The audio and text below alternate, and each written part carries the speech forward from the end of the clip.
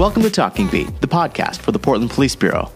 We're focusing on thoughtful conversations that we hope will inform and provide you with a small glimpse of work performed by Portland police officers, as well as issues affecting public safety in our city. Here's what's on today's show.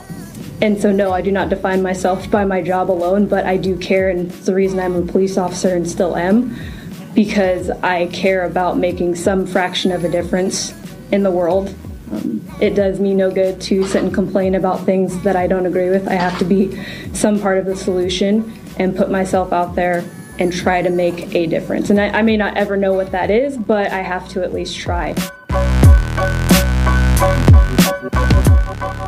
Good afternoon. I'm Captain Tina Jones with the Portland Police Bureau, and I'm pleased to host this local media event today with some of our sergeants and one of our officers. We've had a lot of media interest in learning about, what it's like, what it's been like for them with the demonstrations. And we also have had, as many know, just some really significant gun violence in our city. And so today we've got some guests who are going to be able to talk about both of those things. We're going to start out with Sergeant Brent Maxey. First, I want to start off, can you share a little bit about yourself, what your assignments are at the Portland Police Bureau? Yeah, I've been a Portland police officer for just over 18 years. I got hired in 2001. I've been a sergeant for about a year and a half. My entire career I've worked the street, I've been on patrol. Currently, I'm assigned to afternoon shift at Central Precinct, and prior to being promoted to sergeant, I spent 13 years on the rapid response team, several years as one of the less lethal operators, and several years of that as an instructor, and for a short time as the lead instructor for that program. Awesome. So most recently, you've been assigned to Central Precinct. Yes. And there's been a number of nights that you've worked where there have been protests. Are there any that stand out? Yeah, there's a couple actually that stand out. The first being, if I remember the dates correctly, June 29th into the 30th. It was a first night, if I remember correctly, that RRT was not available. They'd been working for almost a month at that point. I think actually a month at that point, and so the crowd sizes had kind of started to dwindle, and we the fences around the perimeter of the Justice Center had been taken down, and essentially our plan was to not engage the crowd. There were still small crowds that were showing up, but the idea behind that was just to kind of de-escalate the tensions and not be out and visible. We still had an officer stationed inside, right inside the front doors. The front of the precinct is boarded up, but that was just for security purposes, to lock the doors if crowds should show up. And on that particular night, they did. There were probably, I would guess, anywhere from 150 to 200 people that showed up on the 2nd Avenue side of the Justice Center. And it was he and I and then one other sergeant that were the only sworn members in the building. And that night, the crowd started kind of, they could see through small gaps in the plywood, and they were really taunting the officer inside, saying some pretty horrific things to him, talking about how they were going to burn the building down, how they were going to kill him, just some things that really nobody should be exposed to. So myself and the other sergeant, we just moved him back so he would be out of sight, in hope, again, to de-escalate the tensions and to not have this thing, blow up.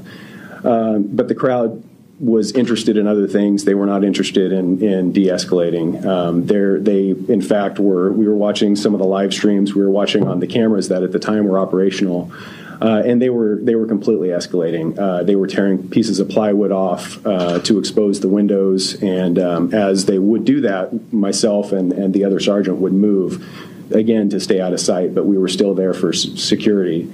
And it got to the point where they were, throwing burning material into the lobby through gaps in the windows and blowing marijuana smoke, and it was almost like a scene out of a horror movie. It was really unnerving, and our thoughts were again to keep trying to de-escalate by not having officers come into the area, by not, moving squads in to clear off the front of the building.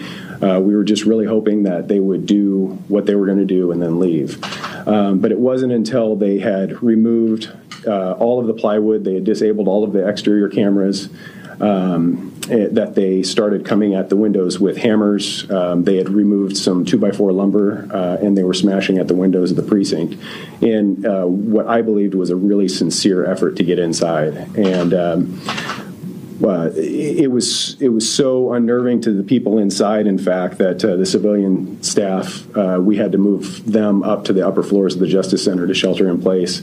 And we ended up taking a defensive position, fearing the worst, that they were coming inside, and by words and actions that we had already seen, their intent was to harm us and to essentially burn down the building. So while I was on the phone making command notifications, the other sergeant that was on scene moved a squad in to clear off the front of the building.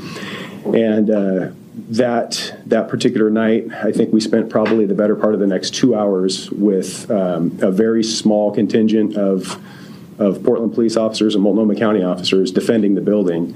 We would make pushes because that was the only thing that we really had available. We would make pushes away from the building, and they would come back and continue to remove the board up from the north side of the building and continue to make their attempts to start fires and to gain entry, and it just it ultimately ended up ending through their attrition.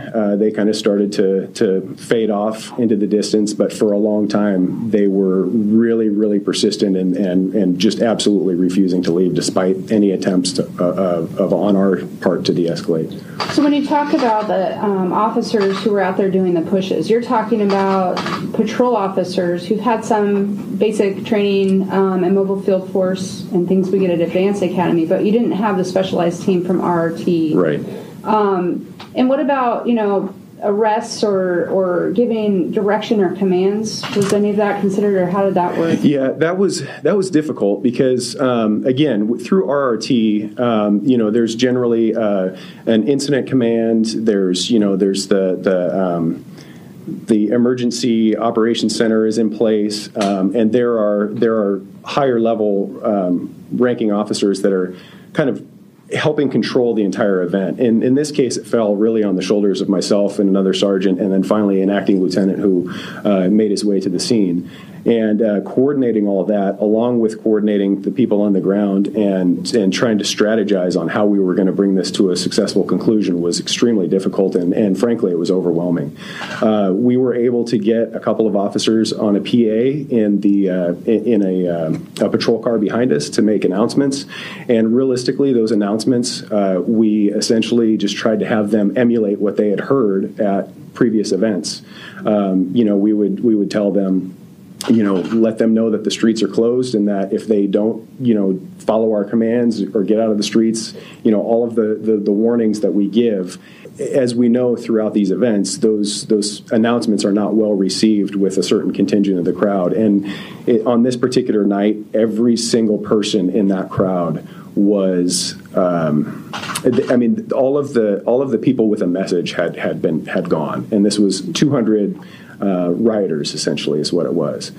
So that was very difficult to get that message across, and to try to make sure that we were doing it, through all the admonishments and everything that we're, required to give, and it was an extremely overwhelming experience. And in the meantime, you have a precinct where calls for service are still coming in. Yeah. And what is that like, trying to balance, what's happening outside the precinct? Well, first of all, given Central Precinct, or any precinct in the city for that matter, is really kind of a hub of operations where there are essential things inside those buildings that we need to successfully do our jobs. So patrol officers need to have the ability to come and go, and really throughout the last couple months, that's been extremely difficult in timing. How do we get into the precinct? I mean, it's one of those things where there might be something that is maybe time sensitive, where evidence needs to be submitted, but they can't get in, so they have to run across town and check with another precinct to see if that is available. So things like that make it very difficult when there's a crowd around, but the amount of resources available to actually deal with the calls is extremely limited. And I have seen calls throughout the last couple months that have held for, a day because there's just nobody to go. And particularly on a night where, we already have limited resources to begin with, and then we pull several officers off of the street away from patrol to deal with a crowd that essentially wants to burn down the building with the jail and civilian staff and all kinds of civilian people in it. It just completely decimates our resources. So I know from talking to you earlier, there was another night that really stands out. Yeah. I know we've had many nights. Some of them seem like they blur together, but you were sharing a little bit about another significant night. Can you talk about that? Yeah, and I can't remember the date, but we had a relatively large group. If I remember, again, it was, I think by the time I got there were 400 or 500 people, but a large group had marched up to the Portland Police Association office up on Lombard, and I was called in as part of a mobile field force. I got together a mobile field force squad from Central Precinct and took them up there. And basically our job was just to kind of augment, supplement and reinforce the other mobile field forces that were there, along with our squad of rapid response team. And during that time, the PPA office was being boarded up, which took quite some time. While we were standing on line for hours, our officers were subject to some of the most horrific displays of hate that I've ever seen in my life. In particular, I had 2 female officers on my squad, and the crowd seemed to really key in on them, along with the women that were on RRT, and they were just saying some of the most vile things to them, talking about sexually assaulting them, talking about how they were, sex objects for all the other officers, on the squad. And even going as far as to say that there was one individual who said that he was going to take the baton from one of the female officers and sexually abuse her with it. It was, again, something that is so vile. Nobody should be exposed to that. And in addition to all this, we, along with the board-up crew, were taking large rocks, bottles filled with who knows what, all kinds of objects being thrown from the crowd, and this went on for hours. I kept checking in with the officers on the line and making sure that they were okay to be out there, because it does take kind of a psychological toll, to sit there and listen to this hate, for no other reason other than the fact that we're police officers. So that was one of those nights. I would say that's down in the one of the lowest worst nights of my career. I just really think with everything that's going on, most people are really supportive. I believe. I still truly believe that most people are really supportive of us when we're down here. During the day, when I walk out of Central Precinct or out in the community, there are people all the time that stop and say, we don't agree with what's going on. We support you. We love you. There are signs downstairs in the lobby of, where people have brought those things to us. And realistically, I understand and I know that this is just a small group that's causing all of these issues, really. But I don't believe that they have any intention of stopping. And what they're really trying to do is completely dismantle, Portland as we know it. And I think more of those people that are showing support need to step up and speak out against it. And I really think that's how we're going to get through this. Thank you, Sergeant Maxey, for taking the time. So next we're going to have Sergeant Derek Foxworth. You've had a variety of assignments during your tenure with the Police Bureau. Can you give us kind of an overview of your assignments? Yeah, absolutely. So I've been with the Police Bureau now a little over 17 years, And like most officers, I started out working night shift, and I was assigned to North and Northeast Precinct. From there, I spent about 3 years, and I really developed an interest in gun violence. And so I went to start working with the gun violence response team at that time. And that interest was really fostered by seeing the significant negative impact that gun violence had on specifically the district that I had worked in North and Northeast Portland. I spent about 5 years there, and I was either on scene or paged out to literally countless of shootings in and around the city of Portland. From there, also developed an interest in training, and I think one of the things that's being discussed right now is how do you change culture, how do you change organizations, and it's through training. So for about 5 years, I was one of our lead patrol procedure instructors, had a great partner, and our focus was always on providing the best level of training that we could for our officers and always striving for excellence. From there, I was promoted to the rank of sergeant about 3 years ago, and I was assigned to Central Precinct for about 2 years and dealt with all the livability issues that we have in and around Central Precinct, from folks that are affected by drug and alcohol addiction to folks that are affected by mental illness. And then we had our robberies and shootings and stabbings as well. And then about a year ago, I went to the human trafficking unit, where I'm currently one of the sergeants in the human trafficking unit. I've also been a member of the Special Emergency Reaction Team, or CERT for short, which is Portland's tactical team, for a little over 7 years now. Would you share with us what your experience with racism has been? Yeah, I think that's one of the... within PPB, I should say. Certainly. Or while you've been assigned to PPB. I think that's one of the big conversations right now, is the intersection of race and law enforcement. Internally, since I've been here, from my coworkers, I've experienced zero racism internally. The men and women of the Portland Police Bureau are some of the most accepting and kind people that I've ever interacted with, and some of my best friendships have been fostered within the Portland Police Bureau. It's interesting being a African-American officer, and I think this is a shared experience as I have conversations with other black officers.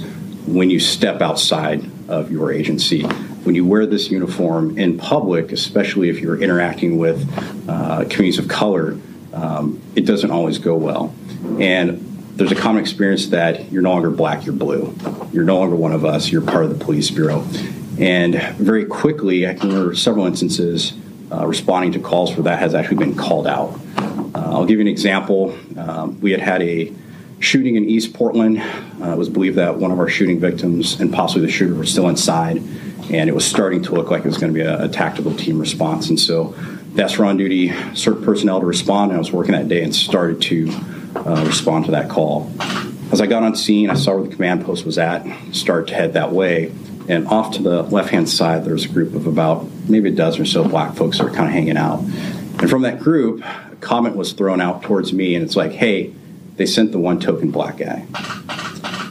And I want to pause there for a moment to think about what that actually means. So they didn't see, hey, here's a well-trained officer that's going to come help this dangerous situation. They didn't think that, hey, this is an officer that has dedicated his time and his energy towards bringing peace to our community. It was like, hey, the only reason he's here is to fit some artificial quota.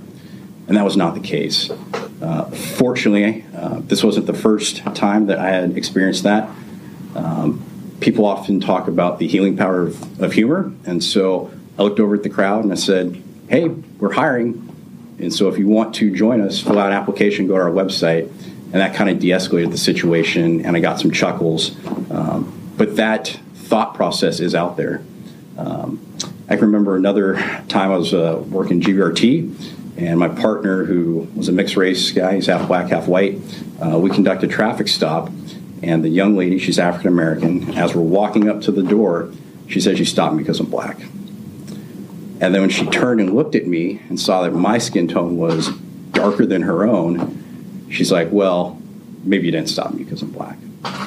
So there's this thing that we as a society, as a culture, really need to start kind of working through. And so those are just some experiences that I've had internally, externally as a black police officer. So I want to shift a little bit and go back to, you mentioned that you were assigned to the training division and part of some key trainings. What is your perspective on the Portland Police Bureau's training programs? Yeah, so I spent about 5 years in our training division, really at the height of the Department of Justice settlement agreement that we had. And so there was a significant amount of changes with use of force policy, with looking at ways to implement de-escalation, looking at training and tactics. And the conversation that is out there right now of like defunding or abolishing the police is really counterproductive to having well-trained officers. If you want well-trained officers to respond to your calls of service, we have to make a vested interest in training. So our focus has always been, we have got to look for outside training, sending our instructors to develop them. We have to send officers to national conferences so they can bring those things back so that we can vet our own policies and procedures against what the national best practice. So that was our focus, and still part of the focus of the training division is how can we improve, how can we get better. I think things that get left out is we do look for community input. Currently there is a training advisory council, and that's made up of community members that from their different fields have a background in training, so we would vet that through them and have conversations about lesson plans that we're looking at, or a new training module that we may be looking at implementing. And then all the lesson plans and all the training that we do for in-service in our advanced academy, that all goes to the Department of Justice and gets reviewed and signed off before we ever roll that out. So I think that's a continued commitment that we have. And the unfortunate thing is when you start looking at budget cuts, training is often one of the first things to go, and we're dealing with that right now. Right now we can't send officers or our instructor cadre to outside training, and that's not going to yield the type of change and kind of forward thinking that we really want here in the Portland Police Bureau. And sometimes training is hard to codify as far as how impactful it is. You would never probably bring this up yourself, so I will. I know that you were pivotal in bringing what's the TCCC training, including teaching officers and sergeants throughout the bureau on first aid, because a lot of times we're there before medics. So can you talk a little bit about that, because lives have been saved, and I know I'm throwing you a curveball here. Yeah, so several years back there was a couple of us in the training division that had the opportunity to go to a tactical emergency casualty care class, or we call it TEC for short, and it's adopted from the military's form of basically field medicine. And the focus is to stop life-threatening hemorrhaging as quickly as possible. So when we went to that training, we came back, we said, we've got to push this out to all the officers, because as you mentioned, most times we're first on scene to a shooting, we're first on scene to a car crash, we're first on scene to a stabbing, and the sooner that we can stop that bleeding, the greater likelihood that that person's going to survive. So we pushed that out to the entire police bureau, has had our tech training. All of our officers carry tourniquets. We have IFACs in every single car. And I know that we have saved literally countless of people because we have that training that was provided to us. And if we hadn't gone to that outside training as instructors, there would be people that are alive today that would not be here because an officer got there first and had the training and experience to save that person's life. And what's IFAC stand for? Individual First Aid Kit. Okay. Those are in all the cars. So correct. Those are in every police car. Awesome. So we're going to shift gears a little bit again. Can you share your perspectives on this alarming increase that we're seeing in shootings across the city? I know you mentioned that you worked formerly with what was considered GETVN and a lot of gun violence. Yeah, certainly. There's no getting around this. Last July was the most violent month that I think the Portland Police Bureau has had in 30 years. We had 15 homicides. We had 99 shootings, up from approximately 35 the previous July. We had 38 people shot. 24 of those people were dark-skinned, like me, 24 African Americans. It is frustrating and saddening to see the level of violence in our city that we've seen over the last 60 days, and it absolutely has to stop. I think right now the national narrative and the spotlight is on the police and police reform and accountability, which we absolutely have to have. We absolutely, as law enforcement, can never be satisfied with the status quo. We always have to look how we can improve. The other side of that equation that we're not really talking about right now is how do we affect change? How do we, if 65% of our victims this last month were Black African Americans. How do we change that as a community? There are folks out there that know who did these shootings. It's on them to start stepping up and come forward and working with law enforcement. And I think a big part of that is that we have to have the relationship building. During my time in the training division, one of the common kind of outcries from the community is we need to see you in non-crisis situations. And we just lost some great resources. Our youth services division was one of the best ways that we interacted with young people in non-crisis situations. Being at the football games, just their support, not to take any police action, but just, hey, we knew the community, we knew the kids, we could have those conversations. And without those opportunities to build relationships outside of crisis mode, I think that's going to continue to escalate the level of violence that we see. People are asking for, I want to know the officer, I want trust, I want community. And I think, again, we're going from call to call to call, protest to protest to protest. There isn't time to develop those type of relationships unless we have those type of units that have the time to develop those relationships. You touched on how important this is, but what are your thoughts on police reform? Yeah, so I think there's a couple things. First is we need to establish where does the Portland Police Bureau currently exist. I think people are asking for change, but they don't truly understand where we sit as an organization. You can go to our website and review all of our use of force policies. You can review everything that officers are required to do. And I think that's a starting point, is educating ourselves. The next question that I think we should be asking is, what are the expectations you have from police? If you are picking up the phone and calling 911 because you're being assaulted, your house is being broken into, you're being hurt, how long do you want to wait before an officer gets there? A minute? 5 minutes? Like Sergeant Maxey mentioned earlier, it was a day. And that response time is directly related to funding and the number of officers that we have available to send to you for help. The second question I think we should be asking is, how well do you want that officer trained when they respond to help you? If you want a well-trained officer, there has to be a commitment to training, which means there has to be a commitment to funding. The conversation right now around defunding and abolishing the police do not equate to those goals I think the community is really asking for, of a well-trained, efficient officer to respond. And that also goes with our investigative capacity as well. God forbid you are the victim of a crime and it has already been committed. Do you want your crime investigated, whether it's the burglary or the assault, or maybe, God forbid, your family member has been a victim of a homicide? All of those are directly related to staffing and how well funded your law enforcement agencies are. So I think those are the conversations we need to start looking at. Those are the types of things I think will get to where we want to be as a community, where you want your law enforcement agency to be. There's been so much emotion and so much kind of verbal garbage that has been tossed out, is that at the end of the day, when police officers take off the badge and the body armor, we are part of the community. We are part of the public. The public is part of us. We just give full-time attention to it. And so please just remember that on both sides of the badge, that we are just people at the end of the day that are really, truly dedicated to serving our community. Thank you so much. Thank you. So next we're going to have Officer Rihanna Carriage.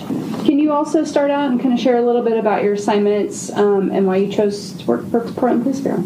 Yes. So I originally started here as a volunteer working in the missing persons unit, and then ultimately got recommended for a paid position working under the grant in the cold case homicide unit. And that ended up being kind of the pivotal experience in my life that even led me to consider becoming a police officer. I had no intentions of doing it whatsoever. And now looking back, I have no regrets about it, even despite the way things are. But that got me to apply to become a Portland police officer. And during the almost 8 years that I've worked here as a police officer, I've worked on patrol.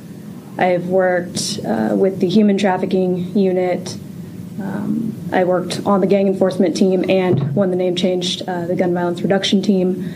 And then I've also worked and still do work part-time or detached in the training division as well, teaching new hires in the advanced academy, as well as helping out during annual in-service to sworn members that work here. So we know there's been a lot of renewed interest in the Gun Violence Reduction Team, or GVRT, and you worked there for over 3 years. Why did you choose to work with this team, and what was that work actually like? I think there's a lot of misinformation out there. Yes. So I'd say any of my interest in it started first being a patrol officer and responding to dozens, if not hundreds, of shootings during my time on patrol. I was assigned from the time I was off probation until the time I joined the Gun Violence Reduction Team to North Precinct, where at the time especially there was a lot of gun violence. A lot of it was still happening there. It's kind of spread out all over the city at this point, and especially into East Portland, but North Precinct, due to the historical ties as well, is the area for it. There's still a lot of history there. And seeing how prevalent the problem was, it was eye-opening, because you don't hear about it always on the media. You might get a couple here and there. But as a police officer and seeing how many shootings there actually were, and now looking back to the time when I was on patrol, it's nothing compared to where it is now. It's a big problem. And then also seeing and working around the officers who were on, was gang enforcement team at that time, seeing the reputation that unit had within the community, but especially in the Black community, who was the most and heavily impacted by gun violence, I wanted to be a part of that. I would be, as a patrol officer, rolling up and maybe doing a traffic stop on somebody who was and happened to be African American. I might get yelled at and called a racist. You're only stopping me because I'm Black. You're profiling me, XYZ. And then I would have an officer who was on the gang enforcement team who would come up and cover me and happen to be in the area, and then they would walk up, and immediately that person might have had prior contacts with them before, and as soon as they either recognize the officer or saw, that patch, it immediately calmed down the situation. Any sort of comments about me being racist or profiling somebody for, stopping them for those reasons, it ended because of the relationship and the respect that they had built up over the many years before I even became part of the team. But seeing that was huge for me, because I will not put myself in a situation or participate or work for something that I can't go to sleep at night and something I don't believe in. And getting to see that was kind of what really sparked my interest in joining the team. And what was the work like on the daily basis or weekly basis? Can you describe just kind of, even when it was really busy? Yes, it was not very much sleep, I can say that. No. So if you were on call for the week and you were working for that week, kind of describe what that's like. Yes. Little sleep. Very little sleep.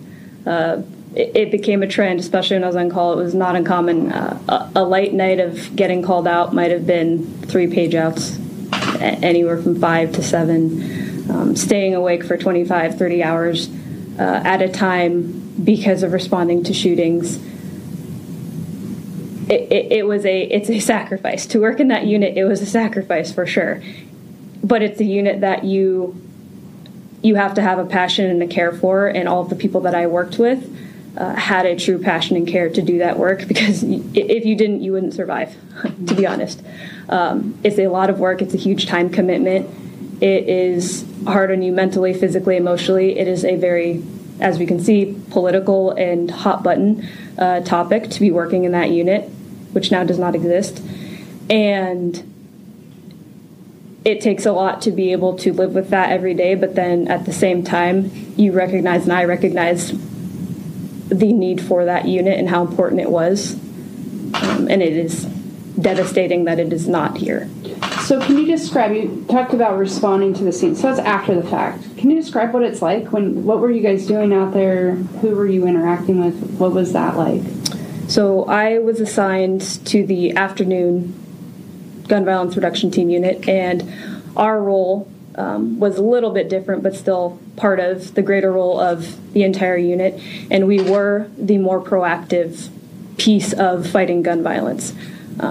We responded to shootings. That was one of the biggest things we did. Whether we were working at the time and on duty or responding to being called out, we would go respond to shootings. We would process crime scenes.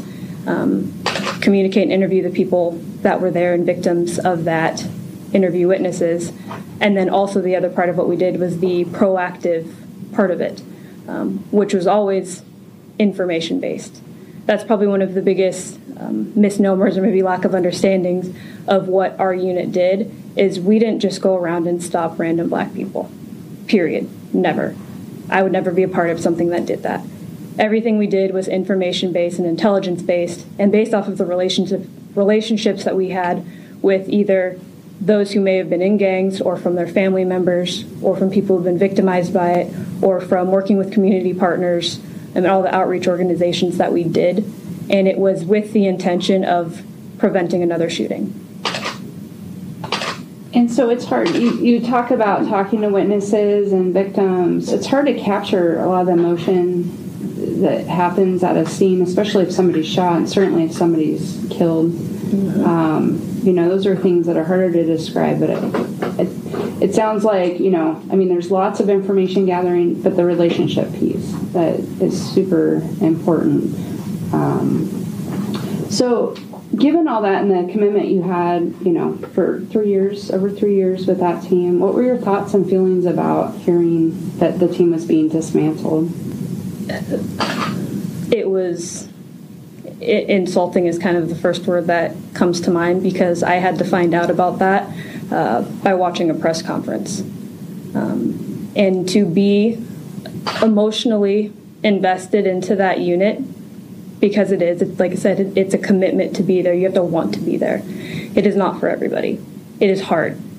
It's very hard work. And so, no, I do not define myself by my job alone, but I do care, and it's the reason I'm a police officer and still am, because I care about making some fraction of a difference in the world.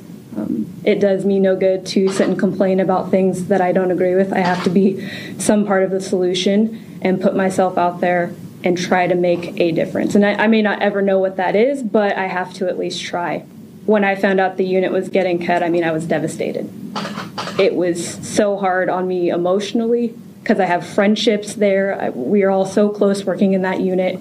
Not sleeping, staying up for 30 hours straight. There's a bond there, but also a commonality that everybody's there because they want to be there and they truly care about the work. And now the consequences of that are more than apparent. So I want to shift gears just a little bit to talk about the protest, because that's been a really relevant piece of all this. Can you share what some of the impacts have been on you personally in the last couple of months? Probably the most devastating part, like I said, was my unit getting cut.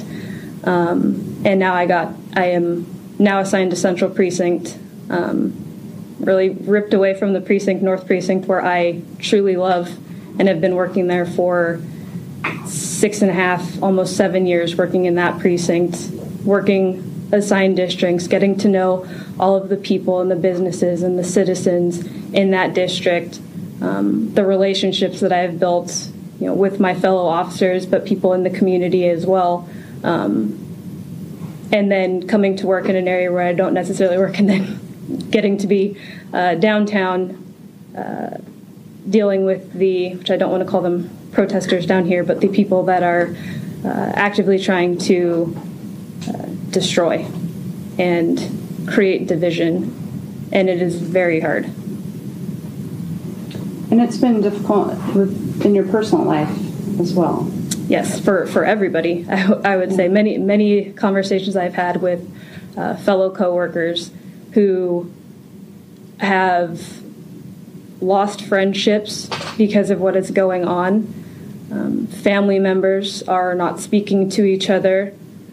Lines are being drawn in the sand, essentially, and people are cutting each other off, even though they know that maybe me not personally or my coworker not personally didn't do anything that is going on right now. But because of wearing this uniform and working for the police bureau and being a police officer, people are automatically assuming a lot of things about you and deciding, I don't want to hear anything you have to say, and I'm going to cut you off and not speak. So what makes this better? I think people need to maybe turn off their social media, stop going on long-winded tangents about what is going on, and actually talk to somebody. I think a lot of what is going on now, it's a lot of, you're hearing one side of the story, but you're not hearing the other side. And I don't mean saying you're not hearing the police side, because that's not necessarily the case, but from doing the work that I did, working in the gun violence reduction team, and then especially even in my final days there and the final shootings that I responded to before I came to Central Precinct, the voices of those this is most directly impacting, that being the African American community, they are not being heard.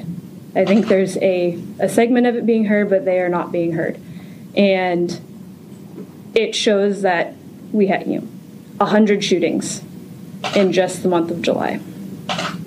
And it's to just hear that number is one thing, but to truly think about that, when we had 35 shootings, I believe, at the same time last year, 15 homicides in 1 month, when our normal average for an entire year is 28 to 30. And to say those statistics is one thing, but to think about the lives behind that is also being lost. The devastation that this is having on families who are having multiple family members and friends murdered, never going to see them again. And it keeps happening and continues to happen. And they didn't have any say in what is going on. And that is one of the saddest parts of this. And just watching it and not being able to do something about it. I guess my hope in doing this and why I even participated is because I think we need to just sit down and have a true conversation. A lot of what's being said in various forms of media is, we need to have a conversation, but that's not what's happening. Conversations are not super effective when there is a whole group of people versus another person. It needs to be smaller. It needs to be maybe one-on-one. And we need to be able to listen to another perspective without interruption, without disagreeing, just listen. And then you let the other person talk and let them listen. And then you can start having a bigger conversation about what is going on. And I could say I'll open it up for myself and really any other officer here. If you truly would like to hear or talk to an officer and understand what is going on in the world, what is happening in your department, what is happening in your agency, all of us would happily have that conversation. But the time to do it is not going to be, during a protest when there's 100 of people screaming at you. You're not going to have an effective conversation. But I encourage you, if you see an officer driving around on the road, myself included, and you flag me down and say, hey, can I ask you some questions? 100%, I would be happy to do that. And I know all of my coworkers would be willing to do that as well. The other part of it that my ask of the community, because I think this is what the community has been asking of us, is to not judge me because of the uniform that I wear. That has been the biggest issue with, I think, what is going on now, is that people see me at work in uniform and assume XYZ about me. They assume they know what my values are. They think they know what my experiences in life have been, that I've lived a life of privilege, and because my skin looks white, that I have had a certain upbringing, or automatically think that I can't understand, where they're coming from and how they grow up. And probably why I purposely waited until now to say it, but it's important, is I am half black and half white. And the sad part is that I'm even having to say that, because I think we have gotten so lost in the division of police versus black, or black versus white, or white versus minority, that it is just creating more division. We're not getting anywhere. I have the three sides of the perspective. I see this as being white, I see this as being black, I see this as being a police officer, and all I see out of it is division. And there's a point where we need to just have a conversation about it.